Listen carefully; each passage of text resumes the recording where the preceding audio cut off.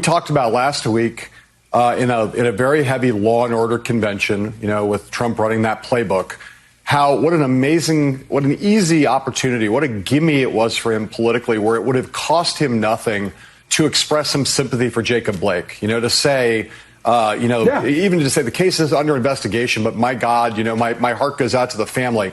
Not a word from him all last week. It was a political freebie for him, in the same way that him expressing some perfunctory outrage about George Floyd was, right? It was like, it didn't take away any of his credentials with his racist base, with the people who want him to be, to posture in a tough racist and race-baiting way, both on law and order questions. He could easily have done that. He did it with George Floyd, didn't lose him anything with the right when he said the thing about George Floyd. He says nothing about Jacob Blake. Now, when it comes to the shooter, to Kyle Rittenhouse, again, this is a 17-year-old boy who got up, you mentioned this yesterday, I believe, on air, who got up, woke up in his home state of Illinois, drove across state lines armed with a rifle to go and shoot people and accomplish that. There's a lot of complexity about what happened once he was on the ground. There's a lot of interesting elements to that story. New York Times has written about it.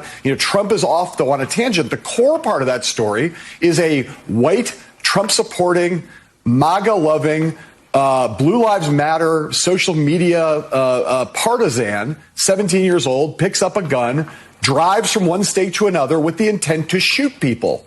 And again, on the politics of it, it would cost Donald Trump nothing with the law and order base for him to condemn that shooting. Nothing. It would cost him nothing. And it might at least allow some people in the gettable votes in swing districts, among suburban voters, in places that he needs to add rather than subtract if he's going to win in these battleground states. It might at least make some of them think, okay, Donald Trump has not completely lost it.